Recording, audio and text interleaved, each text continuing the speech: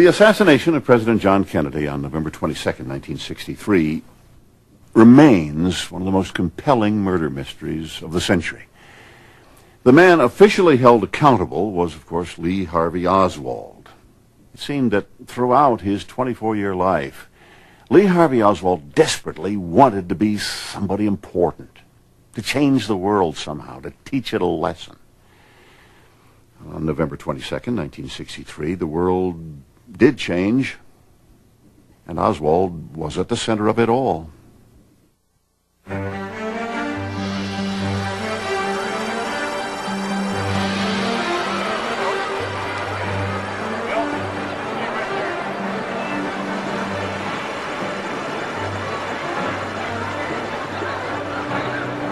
Jackie waving by, and Mr. Kennedy.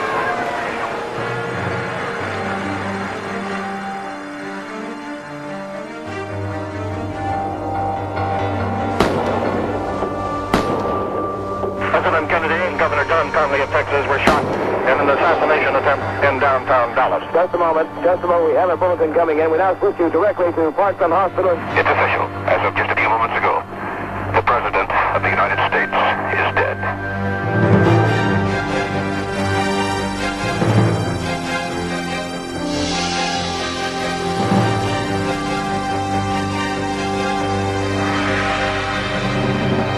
Just 45 minutes after the assassination of President John F. Kennedy, a Dallas police officer who was on the lookout for the killer was himself shot and killed. Arrested for that murder just moments later, a 24-year-old ex-Marine, Lee Harvey Oswald. The cops who arrested Oswald brought him downtown to the police station, which was mobbed by reporters desperate for information on the death of the president. Has the gentleman been identified? Yes, sir. He's been identified for killing the officer. Right. Has any identification been attempted for the killing of the president? Not yet. Not yet.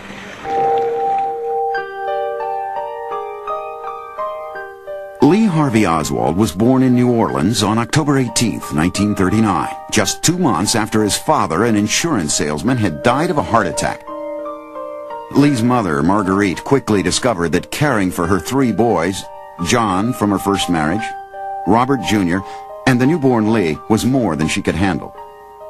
She was constantly complaining about not having enough money, not enough food in the house, we were a burden. It was obvious we were a burden. And we felt, this is why she was always shipping us off to someplace, you know. And we understood it. She was having a hard time, but, you know, we wanted to be there. We wanted to be a family type thing. It was natural, but it wasn't to be. In 1942, the 3-year-old Lee and his brothers were placed in an orphanage where they lived with 100 other children. Lee slept in a bed next to Robert, who made sure that no one picked on his baby brother. A year later, Lee's mother met an electrical engineer named Edwin Ekdahl. They took the boys out of the orphanage, married, and moved into a large house in Dallas. Lee got along with his new stepfather, who took him on business trips and bought him toys. And for the first time, Lee had someone who put a measure of stability into his life. But the stability was fleeting. Lee's mother and stepfather argued frequently and separated numerous times. In 1948, after 3 years of marriage, they divorced. Things just started going downhill again, type thing, from the economical standpoint. We ended up at a small house in Benbrook, Texas, and that's where Lee started the first grade. Most of the kids in our neighborhood were into football, being 10 years old, and so we were into football and baseball and sneaking off hoping we didn't get caught. Lee was not excluded by the kids in the neighborhood, but he didn't really offer to participate too much. With the family's arrival in Benbrook, Texas, the young Lee Harvey had already moved 8 times in 6 years. He was constantly adjusting to new surroundings, new faces. He changed schools so frequently that even if he had had the nature, which he really didn't, to form friends and to settle into somebody close, he never had that opportunity. It certainly did not help matters that his mother was overbearing to an extreme, controlling Lee and smothering him. They slept in the same bed till Lee was about 11 years old. He's a lonely boy, extraordinarily lonely, read all the time. And she filled his ego with the idea that he was extraordinarily important. She was impressed with everything he did. She was the kind of mother who was, if he opened his mouth and said something, she'd say, "You're so brilliant. You're wonderful. You're going to be something extraordinary." On the other hand, she was very tough to deal with, so by the time he grew up, he really half hated her. And I think it just had a devastating effect on Lee. His exposure, and without exception, she had to be the most significant person in his life. He couldn't get away from her fast enough. Lee rebelled by being demanding, aggressive, hard to control, at times violent. In 1952, when Lee was 12, he and his mother journeyed north to New York City, where Lee's half-brother John was now stationed in the Coast Guard. They're just there, quote, for a short visit, but it becomes a longer stay, okay? And there's friction between John and mother, John's wife and Lee, okay? They have a big argument about something about Lee was threatening her with a knife and everything. So John says, okay, that does it, you got to go. So mother and child moved away from the family to a one-room basement apartment in the Bronx. In school, the other kids teased Lee because of his shabby clothes and his southern accent. So Lee stopped going to school. He was missing like 4 out of 5 days out of the week, and it went over to about 100 and some odd days of the school term that he had missed.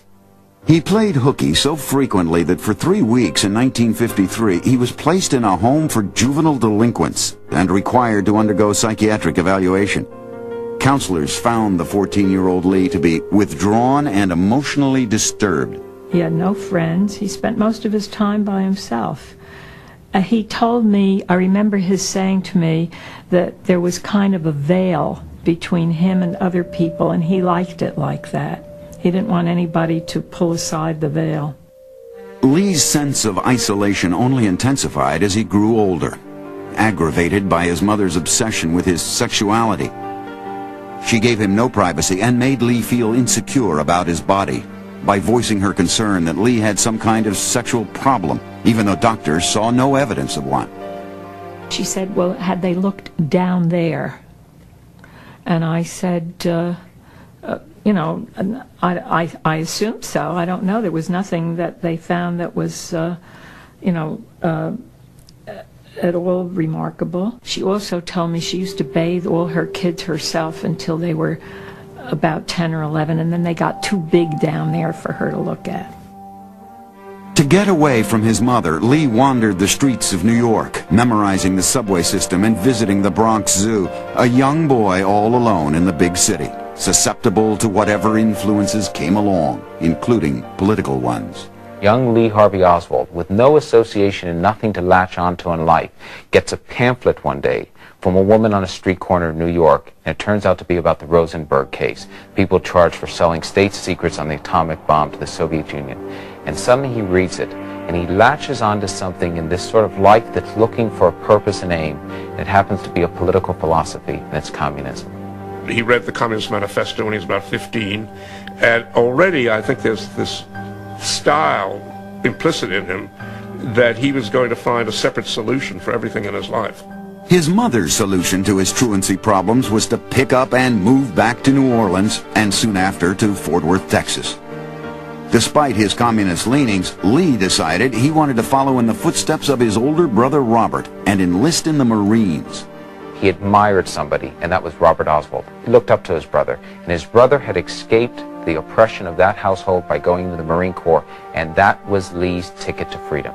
In October 1956, when he turned 17, Lee Harvey Oswald signed up immediately. It was the opportunity he had longed for, a chance to escape from his mother, and his first step toward finding that separate solution for his life.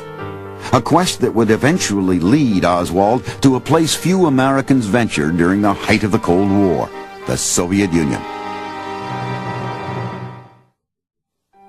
In the fall of 1956, Lee Harvey Oswald was so eager to escape from his oppressive mother and start life on his own that he rushed off to Marine boot camp just 1 week after his 17th birthday. At the recruit depot in San Diego, Oswald shared a Quonset hut with Michael Toby, but made no effort to be friendly. Living that close together for 3 months, you got to know a little story about everybody, except him. I mean, he was just there. He didn't get in trouble. He wasn't outstanding. He didn't necessarily have a pack of guys that he was friendly with. He didn't sit around and shoot the breeze with us.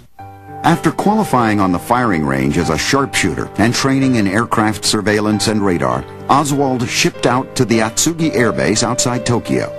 He quickly managed to alienate his superiors by trying to prove at every turn that he was smarter and better informed than they were about public affairs. He started asking them foreign policy questions, like, what do you think of Mossadegh in Afghanistan, or wherever Mossadegh was, and they wouldn't know what he was talking about. And then he turned to his commanding officer afterward and say, why is it that they're officers and I'm not, and I know more about foreign policy than they do? And of course his commanding officer would say to him in effect, well, man, what we're doing here is radar.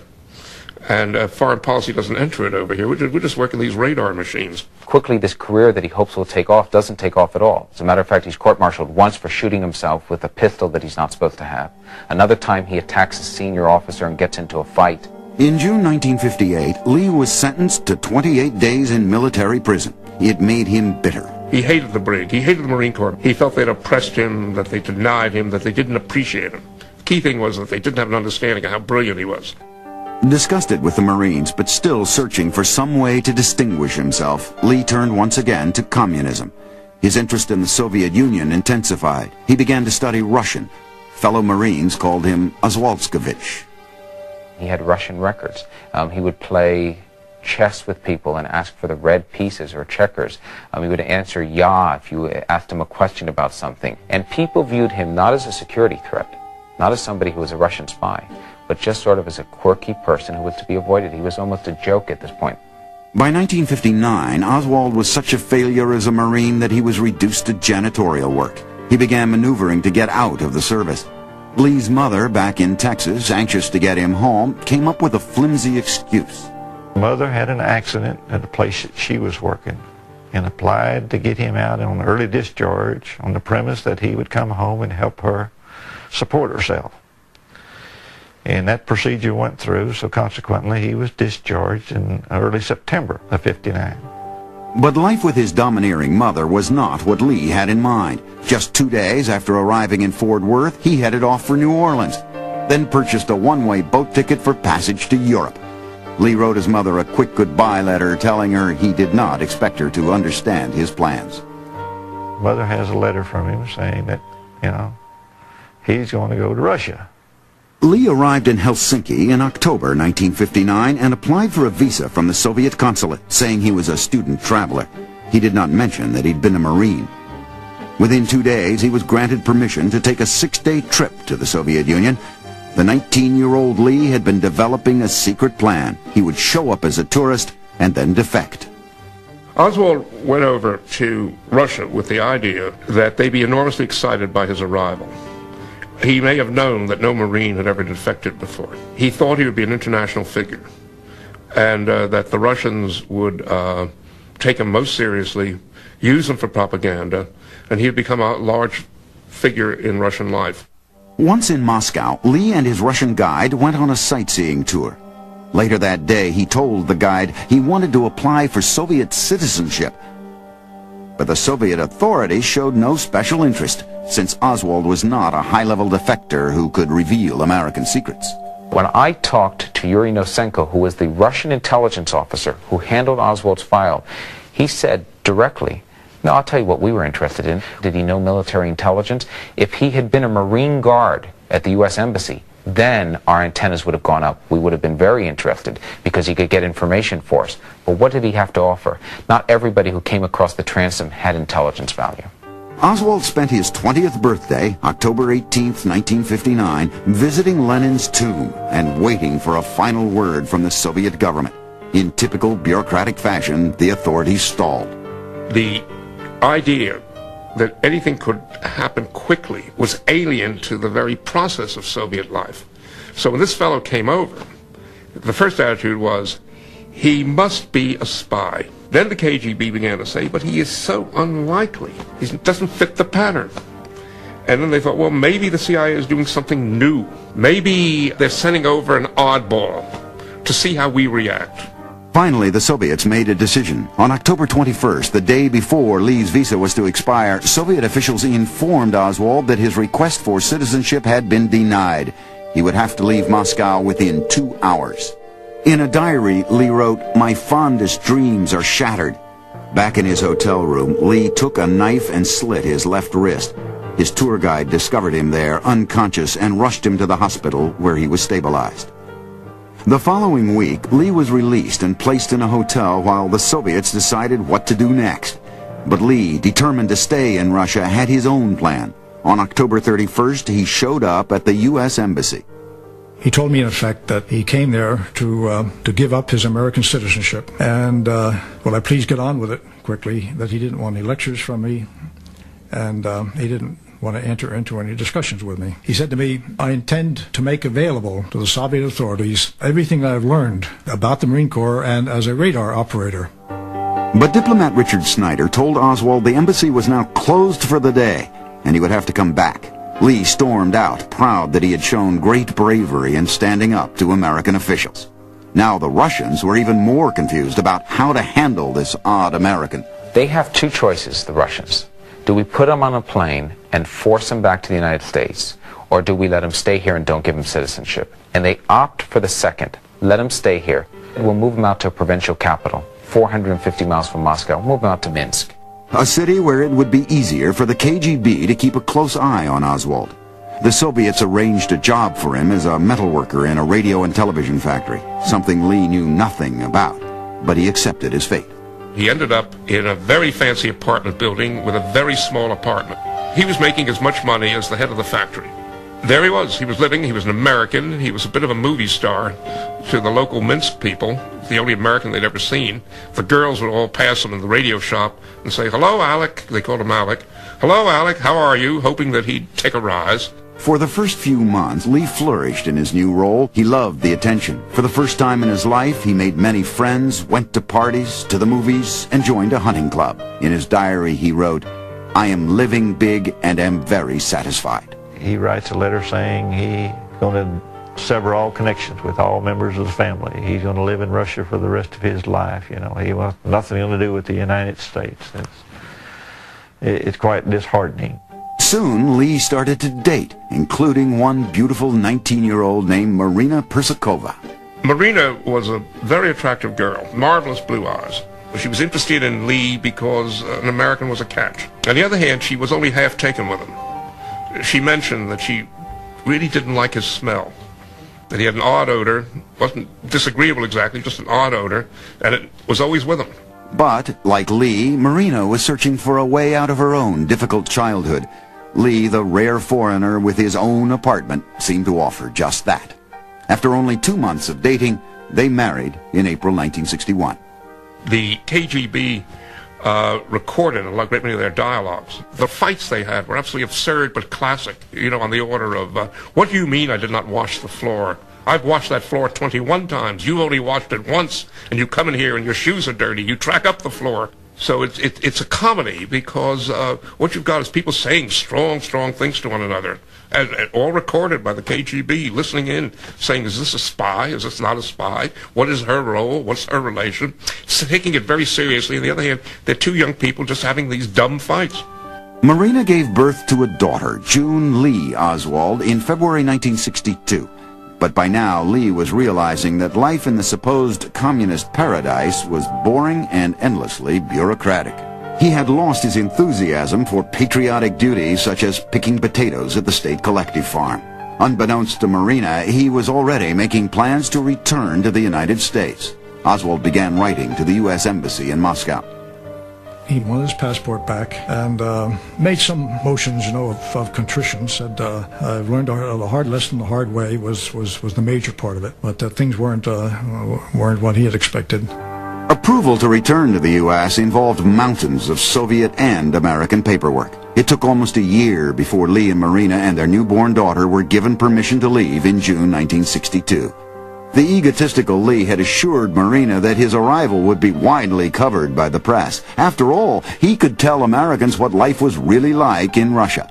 But when they got to New York, not a single reporter was waiting to hear Lee's words of wisdom. From there they fly to Dallas Love Field, at which time we meet the plane, my wife and I. He says, "What, no reporters?" I said, "No, I managed to keep it quiet." And he did seem a little bit disappointed on that aspect of it. Lee Harvey Oswald's uneventful return to the United States was another bitter reminder of his failure to prove his importance. He was frustrated, and his behavior began to grow increasingly violent, so much so that he would soon find a new outlet for his anger: assassination. Lee Harvey Oswald arrived in Texas in the summer of 1962 with a tarnished military record, no high school degree, and no job. The FBI was keeping a close eye on him, and Oswald knew it. After all, he had denounced the U.S. and lived in Russia at a time of great tension between the superpowers. Lee's wife, Marina, who spoke no English, found that Lee, a celebrity in Minsk, was a nobody in America, and she let him know it. He would say to her in Russian, you know, it comes out literally, you and your long tongue, длинный язык, but he meant her sharp tongue. He just meant that she just goaded him beyond bearing with the things that she said to him. So she made fun of him and ridiculed him, and sometimes he couldn't stand it. In the presence of relatives, Lee and Marina seemed like a happy couple. Just 5 months after Lee's return, they attended an Oswald family reunion in Dallas. November 22nd, 1962 was Thanksgiving Day. We all together for the first time. The years seem to just melt away as type thing as everybody gets caught up. Everybody's having a good time. But in private, Lee and Marina were miserable. He had begun to beat her. Their marriage was crumbling. One fight turned so violent, it drove them even further apart. She was lying on the bed, and he almost choked her to death. Luckily, the baby cried, and Lee jumped up and went to attend to the baby. Then Marina went and stood on the toilet seat and tried to hang herself. And he finds her, sees her doing it, says, "You fool," pulls it down and beats her again. And that's how the Oswald's relationship develops in '62. Life quieted down somewhat in late '62 when Lee found a job he liked, developing photographs for a graphic arts company. But his job performance quickly deteriorated, and co-workers complained about his inconsiderate and aggressive behavior. He was a sloppy worker, he was a casual worker, he was a goofy worker. He'd do odd things. He'd pass his foreman and take out and go, pow! Frustrated with his career and marriage, and annoyed that the FBI was still keeping tabs on him, Oswald turned his energy back to radical politics. He wrote letters to fringe left-wing organizations, including one called the Fair Play for Cuba Committee. Disappointed with what he saw as the corruption of both the Soviet Union and the United States, Lee then made a decisive leap from political activist to political assassin. Oswald has decided on a new course of action. He's been through the theory. He's been through the philosophizing. He's been to the Soviet Union. It doesn't work. By early 1963, Lee Harvey Oswald has committed himself to political assassination to change the system. He spent $20 on 2 mail-order weapons, a pistol and a rifle with a 4-power scope. Lee picked a convenient target right in Dallas, a retired general named Edwin Walker. Walker is really an up-and-coming right-wing politician, former Army general. He's run for the governor's position in Texas. John Bircher, very strong right of center. The night of April 10th, 1963, after having been fired from his job, Lee took action. Walker is in his study doing his taxes. Oswald, about 65 feet away near a fence, sets up, aims with his 4-power scope and the Mannlicher Carcano, takes one shot at Walker's head. And he rushed home that night, breathless, turned on the radio, waited to hear news whether Walker had been killed. And when the hours passed and the news came over the radio that someone had shot at General Walker, Lee said to Marina, "Oh, I just barely missed him.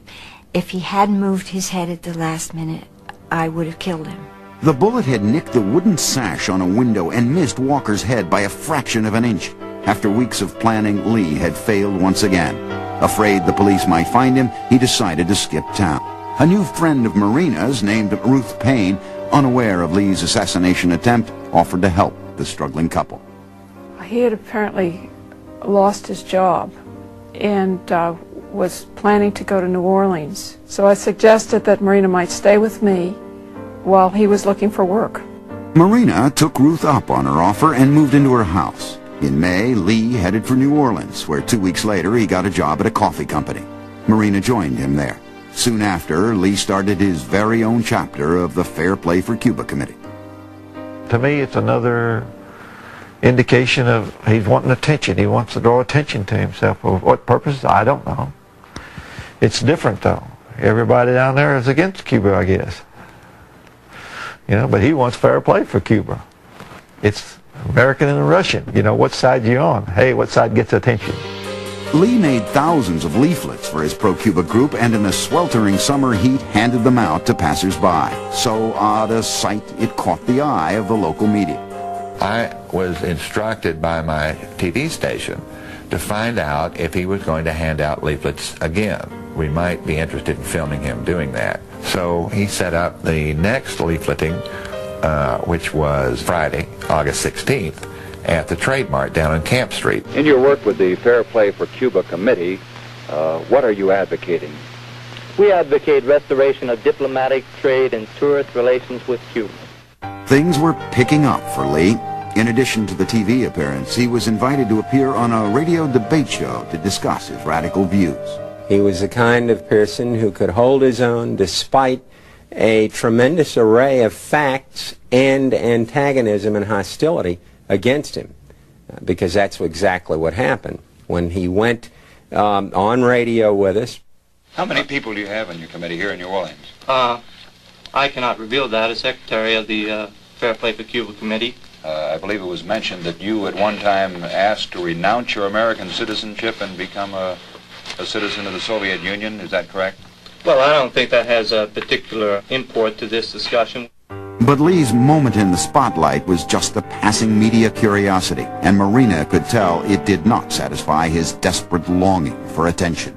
He sits on the porch of their house on Magazine Street in the sweltering heat of New Orleans with his gun, and he would do dry runs with the bolt action. And she would hear him inside the house, just the clicking of the bolt, time after time after time, operating the bolt as he sat there. In the summer of 1963, he broke down in the kitchen in New Orleans, just sobbing and sobbing, and told her he just didn't know what to do with himself. He didn't know what to do with his life. Marina was now 8 months pregnant with their second child and unable to afford a visit to the doctor. She returned to her friend Ruth Payne's house in Dallas, leaving Lee alone in New Orleans, where his depression deepened further.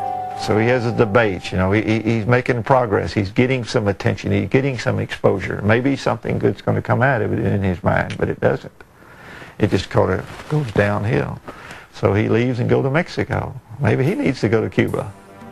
Maybe he can go back to Russia from Cuba. In a replay of his earlier attempt to defect to the Soviet Union, Oswald boarded a bus for Mexico City, where he made one last desperate effort to gain attention through non-violent means. He showed up at the Cuban consulate and demanded a visa. And guess what? He's rejected again for another time in his life. They say, no way. Get out of here. We're not going to give you an immediate visa. Apply like everyone else. And Oswald is devastated. He goes to the Soviet consulate. He decides the Soviets will help him. The Soviet consulate also rejected Oswald's plea for a visa. He took the long bus ride back to Dallas, so shocked by his accumulated failures that even his estranged wife Marina felt pity for him. Lee returned from Mexico City and then called Marina, but he didn't tell her much about what happened. He came back quite a changed person, very subdued. He'd suffered a setback, and she did not rub his nose in that. She understood that there'd been a failure there. From his days in elementary school through military service and life in the Soviet Union, Lee had been unable to prove his importance. Now, back in Dallas, unemployed and separated from his wife and child, he would try once more to make something of himself. This time, he'd succeed. It was a depressed and angry Lee Harvey Oswald who returned from Mexico City to Dallas in October 1963, just 2 weeks before the birth of his second daughter, Rachel. Nonetheless, Lee was determined to finally prove to himself and his estranged wife that he was someone important. He took a room at a boarding house, visiting his family at Ruth Payne's only on weekends, and once again began to look for a job. He was worried, you know, about getting a job, and of course she was worried. And one time we were over next door at a neighbor's having some coffee in the morning and talking, and mentioned that he was looking for work. There were two other women there besides ourselves, and one of them said, well, my brother works at the school book depository in Dallas, and I understand they're looking for people, or they might be still hiring. Lee took the tip. He was hired as a clerk to fill book orders. The would-be assassin, who just 7 months earlier had tried to kill General Edwin Walker, now learned that a far more prominent target, President John F. Kennedy, would be visiting Dallas on November 22nd. The motorcade route, which would take the president right under the windows of the book depository, was published in the local newspapers. And suddenly this newspaper is challenging him by saying, you have an opportunity to make it Kennedy. It is hard to overstate the impact that would have had on Oswald. To read that he had a once-in-a-lifetime opportunity to put a cog into the machinery of government that would never come his way again. Thursday, November 21st. After work, instead of returning to the boarding house, as he usually did, Lee went to see Marina at Ruth Payne's house. After dinner, Lee spent some time alone in the garage. I noticed that the light was on, so I assumed that he had been out there and just forgot to turn the light off. Of course, what I didn't know was that there had been a gun in the garage. During the course of the night, he couldn't sleep. He was restless. Marina remembers it was about 5 o'clock until he finally fell asleep. At one point, she rested her leg against his, and he pushed it away with such a ferocity that she thought, my God, he's in a mean mood tonight. And early in the morning, she found him by the bed standing there, and he said, don't get up, Mama. I've left some money on the bureau. Buy some shoes for Junie. And Marina went back to sleep. When she got up, Marina discovered that Lee had left $170 on the dresser, nearly their entire life savings. And next to the money, Lee had left his wedding ring. That morning, November 22nd, as President Kennedy was making a speech in nearby Fort Worth, Oswald got a ride to work from one of Ruth Payne's neighbors. Lee was carrying a package wrapped in brown paper. He told the neighbor it was curtain rods. Oswald reported to work as usual. At a few minutes to 12, with a group of workers on the 6th floor repairing the floor, they all leave to go to lunch. Oswald stays behind. One of them goes back up a couple of minutes later. It's now about noon. And he sees Lee Harvey Oswald all alone on the 6th floor of the Texas School Book Depository at a few minutes after 12.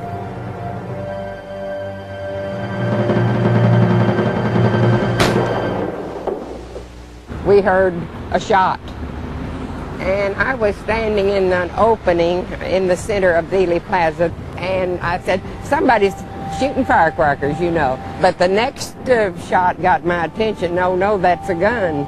And then the third shot that I heard, his head exploded. And I see all this matter coming out of his head. You know, just an orange halo around his head. It was very frightening. You began to get the feeling that people were in terror. Everybody fell to the ground. Eyewitnesses said they had seen a gunman in the 6th floor window of the book depository. As police began searching the building, Oswald fled. Oswald walks out the front of the building, grabs a bus. The bus is stuck in traffic, and for the first time in his life, the great penny pincher takes a taxi cab, which shows some ability of flight. President Kennedy was rushed to Parkland Hospital. We ran into Trauma Room 1, and there was the president on a gurney with Mrs. Kennedy standing at the foot of the gurney. Within 10 minutes, it was determined that he was not salvageable. And during that time, we had an opportunity to look at the head wound and see the massive injury that he had sustained. By now, Dallas police were conducting an all-point search for the gunman based on an eyewitness description of a young man fleeing the book depository. At 1:15 p.m., Officer J.D. Tippett saw a man who matched the description. Tippett slowly pulled his patrol car to the side of the road and stepped out.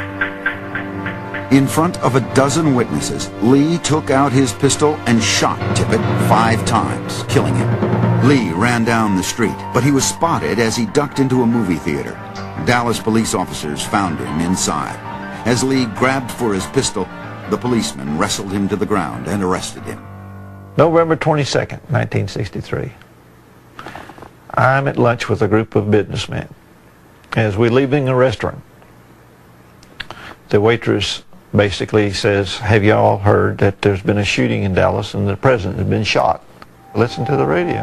I hear the name Lee Harvey Oswald. My thought was, it's Friday, he'll probably be out for the weekend. He'll tell us about it. Instead, that evening, 6 Dallas police officers arrived at Ruth's door. And one asked whether Lee had a gun, and I said no, which was wrong, and then translated to Marina, who said yes, he did, and showed in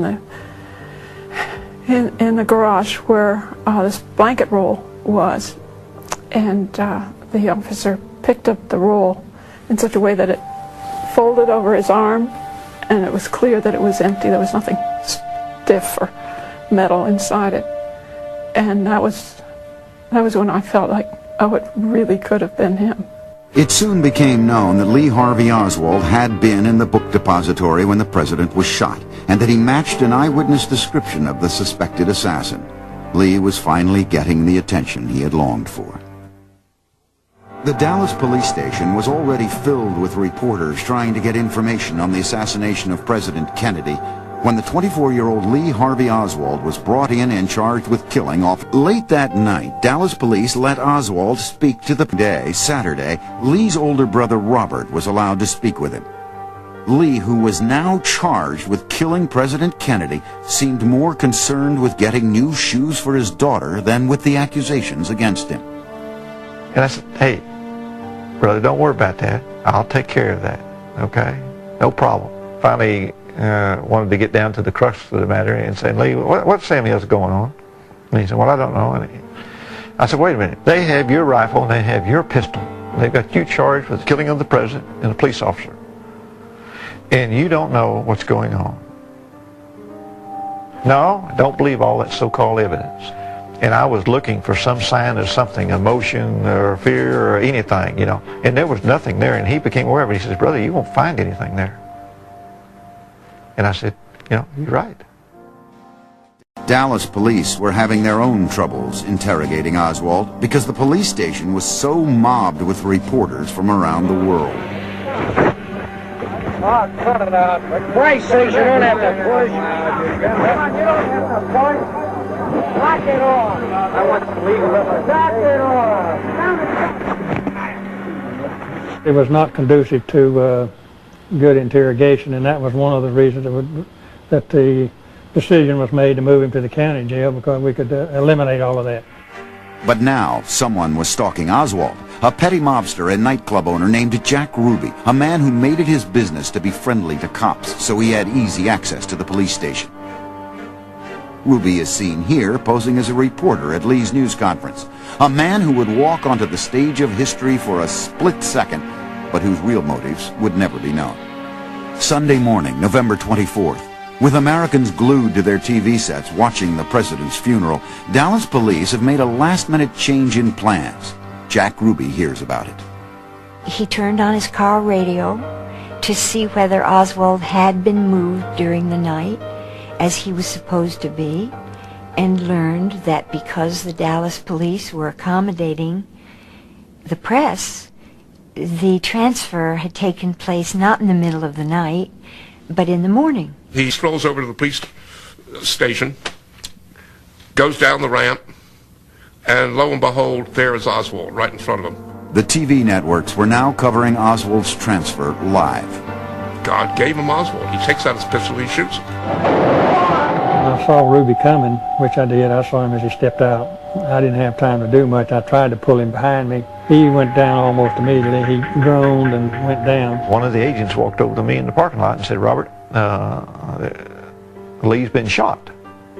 We understand it's not serious, but he's been shot. Lee Harvey Oswald was rushed to the same hospital where President Kennedy had died 2 days earlier. There was a lot of anxiety at that point. We were just winding down from the assassination a little bit, and then here it was starting all over again. I'm sitting with a Secret Service agent, and phone rings in that office. He picks it up, and whomever is talking to him, he said, would you please repeat that? And he repeats it, and he hangs up the phone, and he turns to me. He says, Robert, he says, I'm sorry, but he's expired.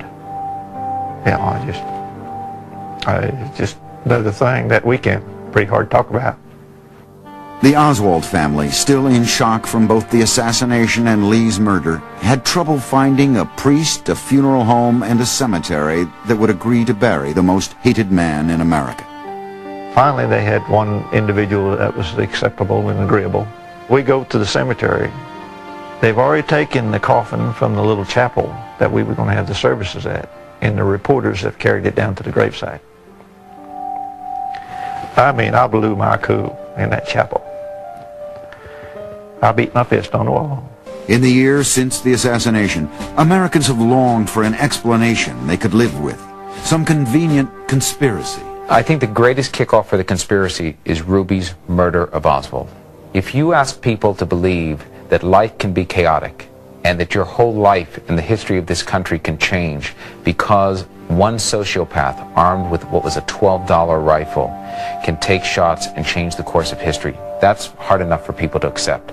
But now you're asking them to believe that two people, both out of sync in their lives, crossed paths that weekend in Dallas. Let's recognize that the assassination of Kennedy sits like an incubus upon us.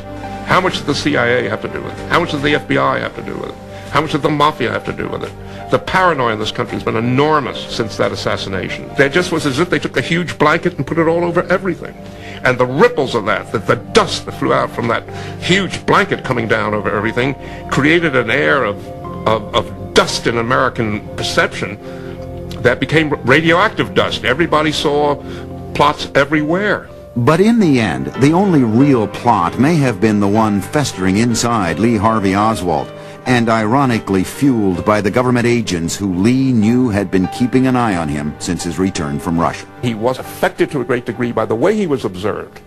That intensified his sense of ego, his sense that he was an extraordinary man.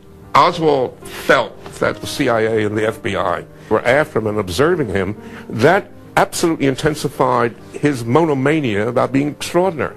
That one moment where he pulled the trigger, said to every kid that had ever pushed him around, said to every Marine that called him Mrs. Oswald and shoved him in the showers, said to the Russians who told him to get lost, to the Cubans who said he was no good, to the people in New Orleans who shoved him aside. Hey, guess what? You're wrong. I am better than you. I am clever, and I do stand out. You cannot get away from the facts. And it is his rifle, his pistol. He had the general opportunity, even if no one saw him actually do it. The time period is there. You have the eyewitnesses involved with the shooting of police officer Tippit. You cannot explain one without the other. There's been those who have tried, you know, the spin masters or whatever, but it's all there. I say it's concrete. It was an act of one man only, okay? Lee acted alone, and the only conspiracy involved was the one that he created himself. More than 30 years after the Kennedy assassination, conspiracy theories surrounding the murder persist. We may never conclusively know whether Lee Harvey Oswald murdered President Kennedy, but his name will forever be linked with that assassination. So he got the fame he sought.